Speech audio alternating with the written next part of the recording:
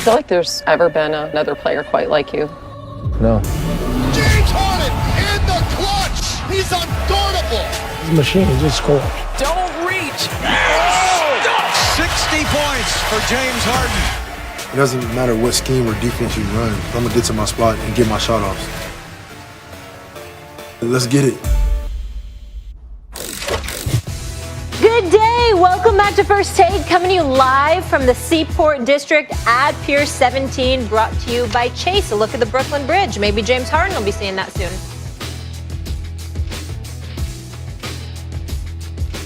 All right, welcome back. Look who's here. Perk with us. Stephen A., I'm going to start with you on this one. If the Nets do get Harden, do they need to win the title this season having this type of talent? Damn right, without question. And I'm going to tell you why, because the pressure is going to be immense. First of all, if you're KD, obviously everybody's looking at you, comparing you to LeBron and stuff like that. LeBron goes and he assembles a big three. Then ultimately you one-upped him and went to Golden State and gave the ultimate big three. LeBron sits up there. AD is now in LA. So you go to Brooklyn, you got Kyrie, and then you get James Harden. So the pressure will be immense on him. There's Kyrie because of all the things that Max has articulated throughout the years. And to a lesser degree, Kendrick Perkins. When you talk about the lack of leadership that Kyrie Irving may have shown from time to time, he elected to leave Cleveland to go to Boston. The situation in Boston didn't work out. He goes to Brooklyn. He only plays 20 games. Health was an issue and all of that stuff. Plus, he made some headlines. That's an issue. And then you've got James Harden. Remember, James Harden didn't want Dwight Howard in Houston. Ultimately, he didn't want Chris Paul in Houston. And then obviously, even though, again, and Kendrick Perkins knows this far better than me because he has those relationships with these guys, in particular Russell Westbrook. But Russell Westbrook made sure to reiterate to me, listen, his relationship with James Harden is big time. They're brothers and they're going to always be brothers. We did not talk about basketball. Just a relationship articulated over social media first, by the way. His relationship with James Harden, they are brothers and they are tight, but that doesn't mean they want to play together. So as a result of that, Westbrook is planning on moving on. As a result of him moving on, James Harden is moving on. And so there's going to be some pressure to bear because with all of this money that Harden and KD and Kyrie are getting paid, along with the expectations, let's bring in the last element. You in Brooklyn, New York. You ain't in Utah. You ain't in Denver. You're in the Mecca, the media capital of the world. Now, obviously, the Knicks are in New York City, Madison Square Garden, but we should all be allergic to mentioning championship contention and the New York Knicks in the same breath, at least at this moment in time, even though I got faith in my man Leon Rose and Worldwide West. But the bottom line is it's blasphemous and sacrilegious to talk championships and the Knicks. But Brooklyn ain't far away. It's less than 10 miles. It's less than 10 miles away. It's still a part of Brooklyn. It's one of the 5 boroughs. And there is going to be immense pressure. Immense. If the 3 of them collaborate, nobody gonna give a damn. KP might be right about that starting 5 in Milwaukee. We might see Philly do some things. We know LeBron is in LA and whatever. But if those 3 assemble, no one is going to be interested in any excuses as to why they did not win. So if the 3 of them assemble, guys, you damn right they need to win the chip because the world will be watching.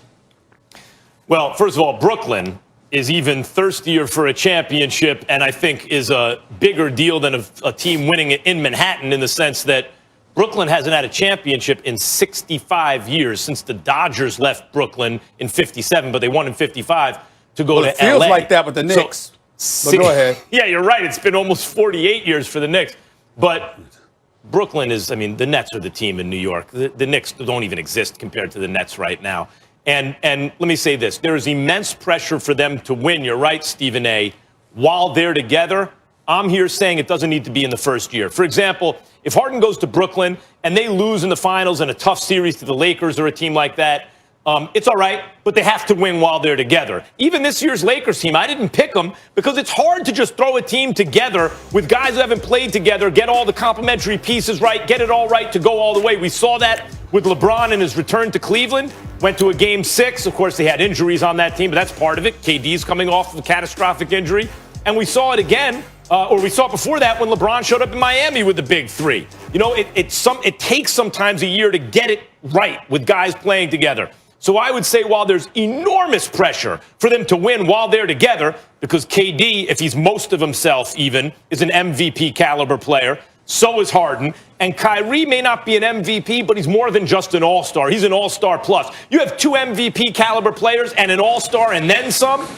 You're supposed to win a championship together. I don't think it has to be in the first year. And I wouldn't say that it's the kind of pressure, for example, when KD went to Golden State. It's like there was more downside. Like, guys, you have to win it. If you don't win a championship, that's sorry. I don't think people would be looking at this team like that's sorry if you don't win a chip. You got to get out of the East. Max, please. Max, please. I don't want to hear that. If those 3 guys come together and James Harden come to the Brooklyn Nets, they have to win the championship. Matter of fact, without James Harden, in my opinion, it's championship or bust this year? KD comes back healthy. All right? Yeah, this year. So Stephen A. Smith spoke the gospel, and I have nothing to back that up. Everything he said was absolutely correct.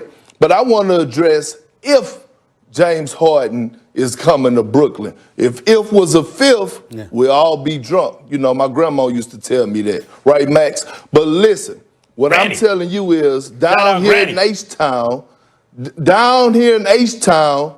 the Rockets are not willing to give up their drop-top Rolls Royce and trade it in for a Camry. They want something else. If they're going to trade in their Rolls Royce, they want back a Ferrari. They are not about to trade James Harden, the MVP candidate every year, the leading scorer in the NBA, for a guy for role players or future guys with a bright future. No, they want something back in return at an MVP caliber. Listen, if the Rockets trade James Harden and don't get back a star or an MVP type guy, it's suicidal to their organization, and it's going to set them back 5 to 7 years. Hold on, when I brought this point up the other day, you were all over me. When I said that Dr. Buss told Kobe Bryant, you're a 5-carat diamond, I'm not trading you for 5 1-carats. You were sitting here going, that's not the same, blah, blah, blah. Now you come back the following week, it's the same all of a sudden. First of all, Max, you're never going to put James Harden and Kobe Bryant in the same conversation. That was my argument with you, all right? So let me finish. But what I'm saying is, unless the Brooklyn Nets are willing to give up Kyrie Irving and other assets, I don't see the trade happening. Well, look, if they Let me respond to that. Go ahead, Stephen A. Let me respond to that. First of all, KP, you're right, because they definitely are focused on getting equitable compensation for James Harden. And when you consider what he brings to the table, the question needs to be asked, what does that entail? I mean, as far as I'm concerned, a Karis LeVert, a Spencer Dinwiddie, multiple first-round picks. I mean, it has to be at the very least that. And I don't even know if Tillman Fertitta would allow the trigger to be pulled on that. We have to wait and see. But I'm going to tell you what all 3 of us were remiss in neglecting to bring up initially.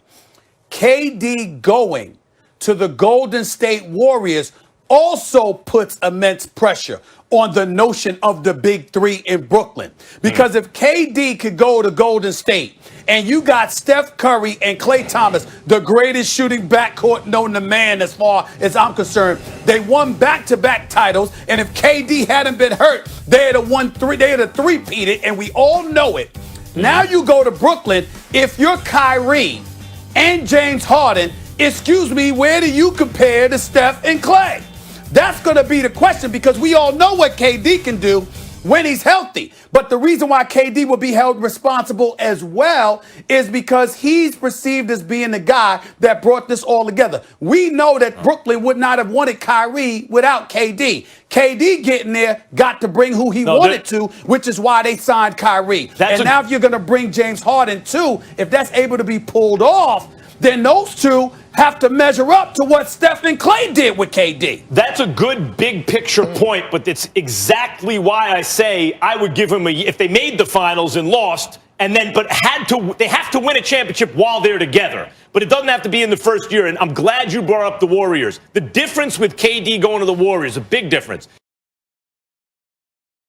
He joined a 73-win team that had already won a championship, that had come very close to repeating, right?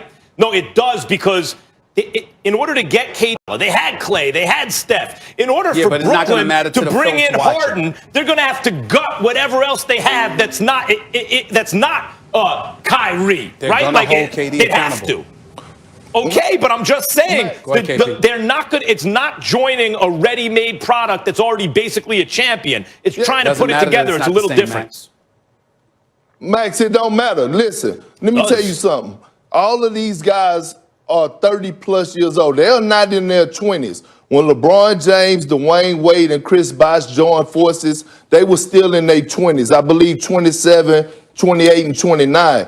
James Harden, Kyrie, and Kevin Durant, 32, 31, 33 years of age. It's just like when KG, Paul, and Ray joined and formed the Big Three in Boston. They had to win. Hold on. They had to win in the first year. How many did they win all together? How many did they win all together? That's the question. Max, you all over the place. You trying to what difference would it have made if it was in the second year? You trying to switch the narrative. No. You got to win in the first year. The pressure is on them. It's championship or bust. You think people are going to remember what if it happened in the first or second year? Ultimately, they just want to know they won a championship together. Gotta the Big go. Three in Boston won Don't you one. remember? They played more than 1 year. I know we got to go, Molly. I know we got to go, Molly. But Stephen A., hold on, Max. You just said are people going to remember what happened in the first year? You just brought up that you remember that the Miami Heat lost in the first year. So the answer but they is won championships after. The main thing is they won 2 championships, not what year it occurred. And they gotta hear about Dallas beating them every single time you bring up LeBron James' name. You bring it up all the time. The Big Three in Boston got to hear about winning one and not more. Molly, that's Max. That's Max living in LA a little bit too long. In New York City, if you get those Big Three and you lose that first year, who's to say they're gonna make it to the second year emotionally? That's a whole other New York point. City, you crazy? The Knicks are well